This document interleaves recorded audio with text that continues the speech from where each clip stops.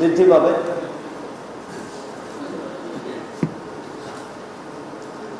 আমাদের আসলে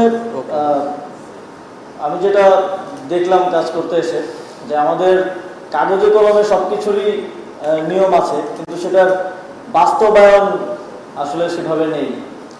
আমরা যদি আমাদের যে এক্সিস্টিং ব্যাপারগুলো আছে সেগুলোর বাস্তবায়নটা নিশ্চিত করতে পারি, তাহলে আমরা আসলে অনেক উন্নতি করতে পারবো। গতকালকে আমরা আমাদের টিম সহ মাননীয় প্রধান উপদেষ্টা ডক্টর মোহাম্মদ ইউনূস স্যারের সাথে দেখা করেছিলাম। তিনি আমাদেরকে স্পষ্টভাবে বলেছেন যে দেয়ার ইজ নো ব্যারিয়ার, আপনারা কাজ করে যান এবং সর্বোচ্চ সহযোগিতাটা তিনি তার জায়গা থেকে করবেন, এবং তার যে আন্তর্জাতিক সুনাম খ্যাতি আছে সেটার সর্বোচ্চ সদ্ব্যবহার যাতে আমরা করতে পারি সে ব্যাপারে তিনি আমাদেরকে নির্দেশনা দিয়েছেন।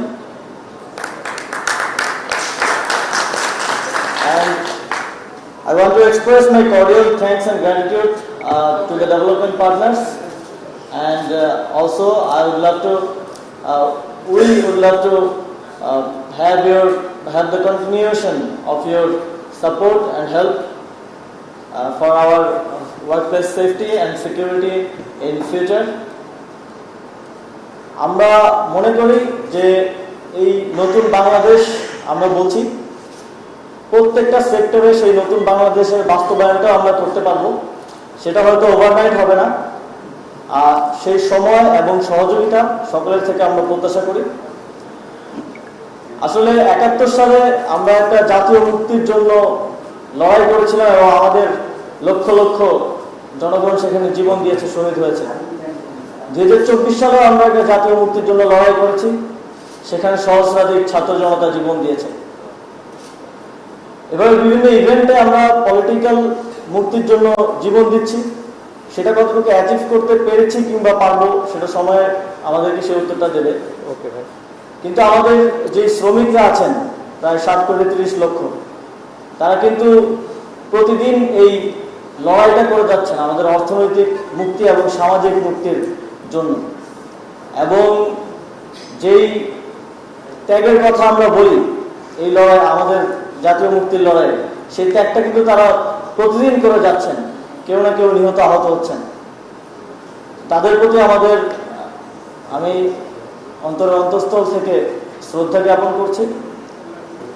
আগামী দিনগুলোতে যাতে আমরা একটা কালেকটিভ অ্যাপ্রোচে কাজ করতে পারি সেই প্রত্যাশা এবং প্রচেষ্টা আমাদের পক্ষ থেকে থাকবে। ইতিপূর্বে আমরা দেখেছি এবং এখনো দেখছি যে আমাদের এখানে মালিক পক্ষ এবং শ্রমিক পক্ষ সবসময় মুখোমুখি অবস্থানে থাকে, যেখানে আমাদের কাজ করার কথা as a team, collective approach.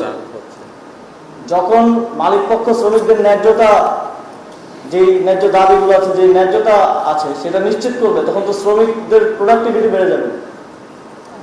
তো সেক্ষেত্রে তো এটা মালিকদের জন্যই আসলে উপকারের হয়।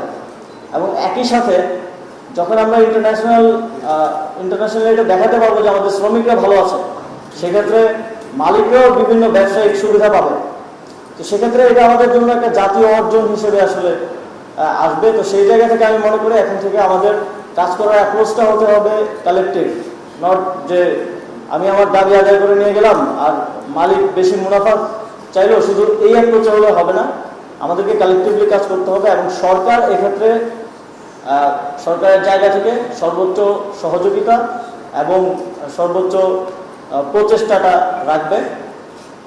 আমি আবারও আপনাদের সকলকে ধন্যবাদ জানাতে চাই এবং প্রত্যাশা রাখছি যে নস্ট্রি বাংলাদেশের ওয়ার্কপ্লেস সেফটির জন্য আজকে একটি মাইলফলক হিসেবে আজকের উদ্বোধন হচ্ছে, এবং আমরা ভবিষ্যতেও যে ফলো আপ, সেই ফলো আপের যে সুফল সেটা আমরা পাবো এই প্রত্যাশা রাখছি।